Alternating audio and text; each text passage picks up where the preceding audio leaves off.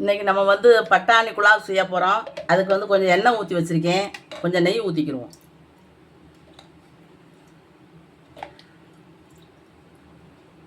இப்போ வந்து நம்ம பட்டை கிராம்பு ஏலக்காய் எடுத்துருக்கோம், அதை போட்டுக்குவோம். இலை போட்டுக்குவோம். இது கொஞ்சம் வெடிக்க ஆரம்பித்த உடனே வெங்காயத்தை போட்டுக்குவோம்.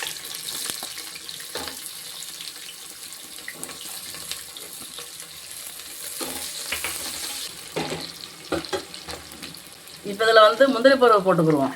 முந்திரி பருப்பு வச்சுருக்கோம், அதை போட்டுக்கிடுவோம். முழு பருப்பாக இருந்ததை நான் ரெண்டாக வெட்டி வச்சுருக்கேன். அதான் பூரா உளுந்துருச்சு, உடஞ்சி போச்சு. முந்திரி பருப்பு போட்டோம்னா இன்னும் கொஞ்சம் டேஸ்ட்டாக இருக்கும். இப்போ இது கூட பச்சை மிளகா போட்டுக்கிடுவோம். காரத்துக்கு பச்சை மிளகா கறி வச்சுருக்கோம்.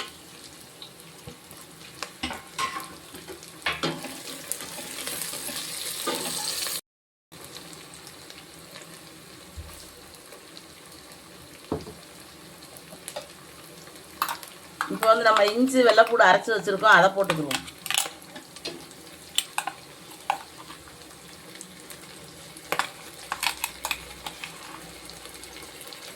ஒரு 2 ஸ்பூன் போட்டுக்குவோம். இது போட்ட நிமிஷத்தில் குக்கரில் வந்து ஒட்ட ஆரம்பிக்கும், நம்ம கிட்டிக்கிட்டே இருக்கணும்.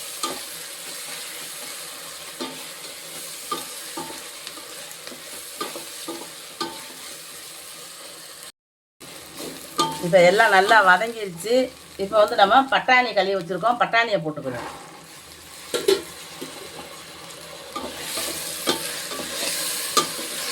இது பச்சை பட்டாணி சீசனுங்கிறதுனால நம்ம எதுனாலும் செய்யலாம் பட்டாணியில். அதுக்கப்புறம் நம்ம நினச்சா கூட வாங்க முடியாது, விலையும் கூட இருக்கும், பட்டாணியும் கிடைக்காது. இது நல்லா கொஞ்சம் கொதித்து வெந்து வரட்டும்.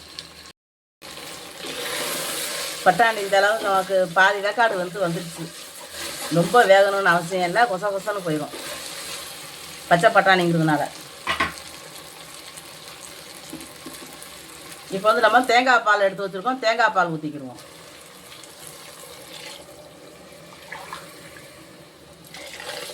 ஒரு டம்ளர் அரிசின்னா நம்ம வந்து 1.5 டம்ளர் தண்ணி ஊற்றினா போதும். தண்ணி இருந்தால் தண்ணி ஊற்றிக்கலாம். நான் இப்போ தேங்காய் பால் ஊற்றிருக்கேன். நமக்கு தேங்காய் பால் இல்லை அப்படின்னா தண்ணி பச்சை தண்ணி ஊற்றியும் செய்யலாம். இப்போ நான் 3 டம்ளர் ஊற்றிருக்கேன். 2 டம்ளர் அரிசிக்கு 3 டம்ளர் தண்ணி. உப்பு போட்டுக்கிடுவோம். தண்ணி வந்து நல்லா கொதித்து வரட்டும், நல்லா கொதிக்கணும். தேங்காய் பால் நல்லா கொதித்து வந்துருச்சுந்தா இப்போ வந்து நம்ம அரிசியை போட்டுக்கிடுவோம்.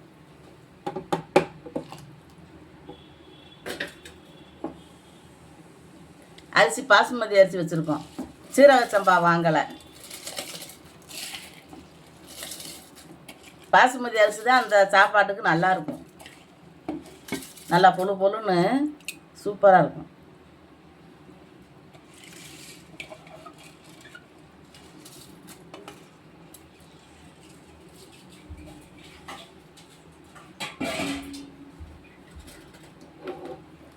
இப்போ நம்ம வந்து நல்லா கிண்டி விட்டுட்டு நம்ம விசில் போட்டு ஒரு விசில் வச்சு ஃபுல்லாக ஒரு விசில் அடித்து மறுபடியும் விசில் வர்றதுக்குள்ளே நம்ம அடுப்பை ஆஃப் பண்ணிடணும்.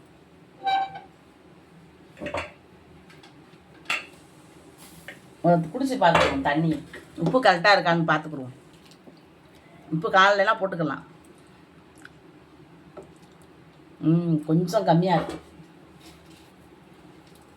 கொஞ்சம் போட்டு.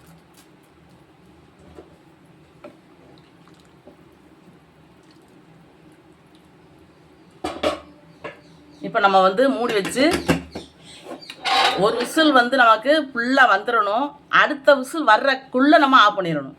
அப்போ மொத்தம் 2 விசிலும் இருக்காது, ஒரு விசிலாகவும் இருக்காது. அப்போ தான் சாப்பாடு வந்து நமக்கு பொழு பொழுன்னு இருக்கும். நம்ம வந்து குழாம் வச்சுருந்தோம், இப்போ அதை திறந்து பார்ப்போம். பட்டாணி குழாவு செய்கிறதுக்கு நம்ம வச்சு ஒரு விசில் வச்சு ஆஃப் பண்ணிட்டோம். ஒரு விசில் 2வது விசில் வர்றதுக்குள்ளே ஆஃப் பண்ணிட்டேன். இப்போ எப்படி இருக்குன்னு எடுத்து பார்ப்போம். பொழு பொழுன்னு தான் தெரியுது, ஒரு பேசனில் கொட்டி பார்ப்போம் எப்படி இருக்கும். சூடாக இருக்கும் போதே நம்ம தட்டிடுவோம். இப்போ வந்து நம்ம இதை கொட்டி பார்ப்போம்.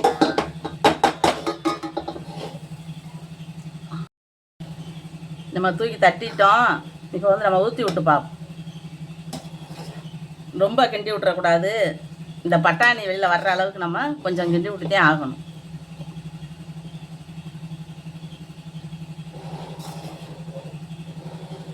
நல்லா பொழு பொழுன்னு வந்துருச்சு. நம்ம இப்போ கொஞ்சம் நெய் ஊற்றிக்கணும். கொஞ்சம் நெய் ஊற்றினோம்னா நல்லா மணமாக இருக்கும். ஏற்கனவே நெய் ஊற்றிருக்கோம். இப்போ அதை அப்படியே ஒன்றா கிளறி விடுவோம். நல்லா பொழு பொழுன்னு இருக்கு. இதுக்கு வந்து முட்டை கிரேவி சூப்பராக இருக்கும். தயிர் வெங்காயம் வச்சுக்கலாம், அது நம்ம தேவைதான். ஆனால் நல்லா பொழு பொழுன்னு வந்துருச்சு. பாசுமதி அரிசி இது. சீரக சம்பாவில் போட்டாலும் நல்லாயிருக்கும். நம்ம நல்லா முந்திரி பருப்பு எல்லாம் போட்டிருக்கோம். நல்லா மணமாக இருக்கு. இந்த நெய் ஊற்றின உடனே சூப்பராக மணக்குது.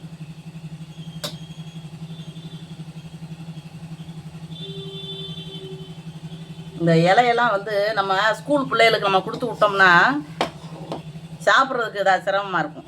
அதனால நம்ம வந்து இந்த இலையெல்லாம் எடுத்துடணும். ஆஃபீஸுக்கு கொடுத்து விட்டாலுமே அங்கே இந்த இலையெல்லாம் அதாக தான் இருக்கும். நம்ம எடுத்துட்டோம்னா அந்த வாடை இது வரைக்கும் இறங்குறது போதும். பட்டாணி நம்ம நிறைய வேணாலும் போட்டுக்கலாம். நான் கொஞ்சம் தான் போட்டிருக்கேன். இப்போ வந்து சரியாக வந்துருச்சு. நல்லா பொழு பொழுன்னு இருக்கு. நம்ம வந்து ஒரு விசில் வச்சு இன்னும் ஒரு விசில் வர்றதுக்குள்ள நம்ம அடுப்பை ஆஃப் பண்ணிட்டோம். நம்ம 2 வச்சுருந்தோம்னா சோறு குழஞ்சி போயிடும். நான் ஆஃப் பண்ணி ஒரு 10 நிமிஷம் வாக்கில் அந்த விசில் போகிற அளவுக்கு நான் வந்து அடுப்பை ஆஃப் பண்ணி போட்டேன். குக்கரை திறக்கலை. உடனே திறந்துருந்தோம்னா கொஞ்சம் அரிசி எனக்கா இருக்கும். இது வந்து நம்ம இப்படி பொழு பொழுன்னு இருந்தால்தான் சாப்பிட்றதுக்கு நல்லாயிருக்கும். பிள்ளைகளும் இப்படி பொழு பொழுன்னு இருக்க தான் விரும்புவாங்க. நான் இப்படி அள்ளும் போது உங்களுக்கு அப்படி தெரியுது ஒன்றா வர்ற மாதிரி. ஆனால் நல்லா சாப்பாடு வந்து நல்லா இருக்குது. பொழு பொழுன்னு நல்லா இருக்கும். சீரக சம்பாவில் போட்டாலும் நல்லா தான் இருக்கும். இது வந்து கொஞ்சம் நீல வாக்கில் இருக்கும் சோறு, லைட்டியாக போல. அது வந்து சீரக சம்பாவை விட நமக்கு பாசுமதி அரிசியை விட சீரக சம்பா தான் ருசியாக இருக்கும் சாப்பாடு. பிரியாணி போட்டாலும் சரி, இந்த மாதிரி வந்து புலாவம் போட்டாலும் சரி, நமக்கு இதான் நல்லாயிருக்கும். பாசுமதி அரிசி கொஞ்சம் நல்லா நீள நீளமாக இருக்கும். சாப்பிட்றதுக்கு பார்க்கவும் அழகாக இருக்கும்.